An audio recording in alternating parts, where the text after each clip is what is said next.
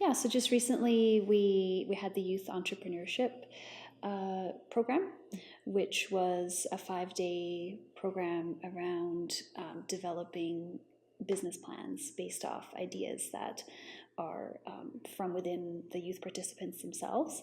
And so we had a facilitator come out. So this was velocity training, and they did an amazing job of facilitating the program.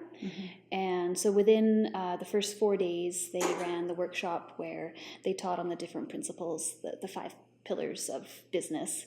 And then from the beginning, they really engaged our youth participants in the program.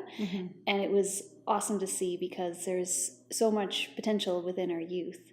And what happened in that workshop is that some of that really definitely came out within them. There was a lot of engagement within those days.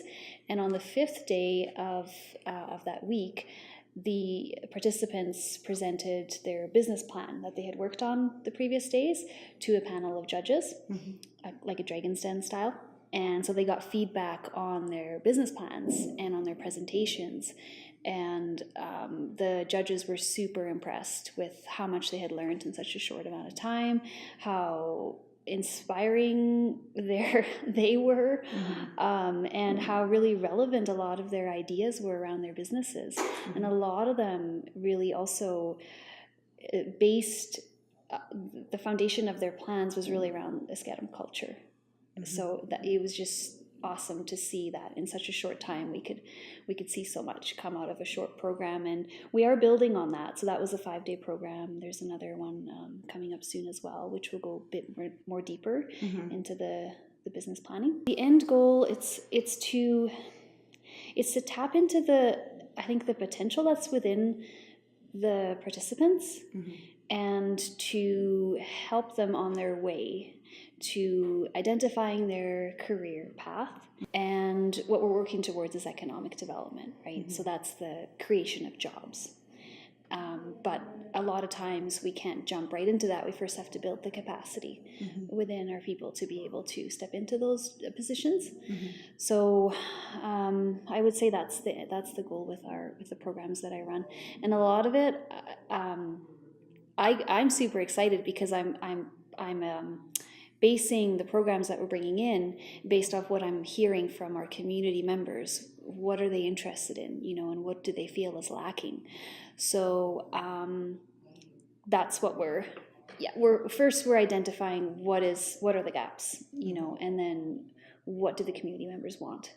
And then I'm able to connect with different training providers and different schools and bring those programs here. I am just at the beginning of this, but I see that a lot of success can come from these different programs. Well, any excellence in Indigenous education, I think, would happen when you have a foundation of Indigenous perspectives.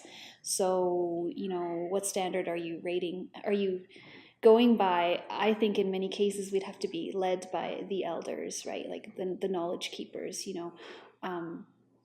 so that we would know what our standard is. And I'm growing in that, and I have to rely on a lot of other people to kind of hold me to a certain standard for what they feel like we should be seeing. So I'm having a lot of those conversations with different, leaders in the community and different elders around what they want to see for their youth and for the next generations. And and so the question was, what makes it an example? So I think, having that foundation of Indigenous perspective, and specifically a Esk'etemc perspective. That's what I think would make it. So we measure it by amount of participants. We always want to engage as many as possible. And then it's just how much are they getting out of it, and how relevant is it to the next steps. So we don't want to bring in training programs and have it just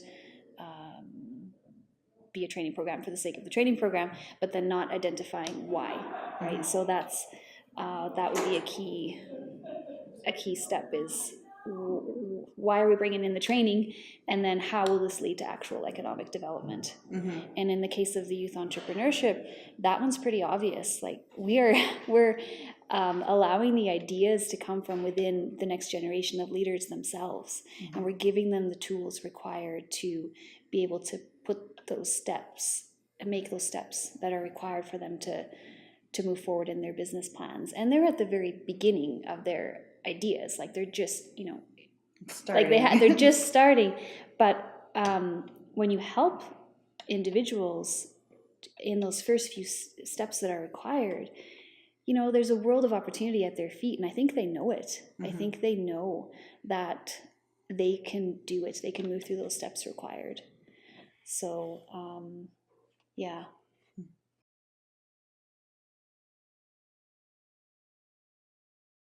Indigenous education, well, it has to have that foundation of Indigenous perspective. So I think it has to be really unique to each community, I would say, and to each people group and nation. So where we are here, it's the Esk'etemc, right? And the Esk'etemc language has to it has to be important within Indigenous education. Yeah, it's like the foundation of where you're going, right? Has to be the language. And so that's a big one. I think drawing from those knowledge keepers and the people who have that understanding, and they carry that within them, right, of what Esk'etemc values are. And to be able to take that as your foundation, because otherwise you can't, I don't know that it would be sustainable if you didn't connect with the history of the land and what has already been in the people, right? You can't come with something new and say, hey, you adjust to this. I can't do that as non-Indigenous. I have to work with what's already been here and really build on that. And I think also that Esk'etemc can be an example to so many other communities, that it doesn't have to follow a strict set of protocols around what that could look like, that it can be adjusted to every community, and that it should be, because that's where your strength is, right? Is in being who you are. So within Esk'etemc here, it's really important that we collaborate with each other. So I work with the school on reserve, and with the high school coordinator, and she's also the post-secondary coordinator. We work together. Daycare as well. So having that understanding of education from the ground up, and to be able to work together to identify where the gaps are. And that's what we're doing right now. So I think you don't always want to just do Band-Aid fixes on some of the issues, which in my position, I deal with a lot of the clients that come in for social assistance, right? So we're in one office with the social services department. And so that's the bulk of the people that I deal with. But I wouldn't want to just focus on that, because we have to look further and look at it much more holistically. It's really collaborating with those different departments and those different education coordinators. And there's a few of them, from daycare to primary school, and then high school, post-secondary, and then myself. If we are all on the same page, and we all have a laid out vision that we're working on. So the collaboration between the different departments, and also seeing that strength from within the community more so over the next 10 years, right? So seeing those people who, have so much to add and so much to share, seeing them step into those roles more, to be able to, like in the case of Freddie over at the health center, with him being able to bring more and more people into his cultural activities that he does, right? Because it's about the healing that needs to take place, and wellness. And that really is, it's so important. It's the foundation. If you're not well, how do you move into training and jobs, right? So I think tapping into that more within our community and collaborating with each other, and we do, but that's something to work towards more. To over the next 10 years, seeing the next generation of leaders as well step into those roles, and really lead on what they want to see, Mm-hmm. right? And how to engage the younger people and give them those options. Collaboration is always key, so having the connections, knowing who you can work with, just being aware of the resources is a big one. So I think there's a lot out there. Sometimes we just need to gather it, and grow in our jobs as well, and grow in our connections. I would take advantage of any sort of information that's provided in a way that's, I can access easily, like something that's, bullet point list of, here's the different grants you can apply for. I do have a list of that, but something, that's easily accessible. And I was going to say too, having examples of what other communities are doing is really inspiring.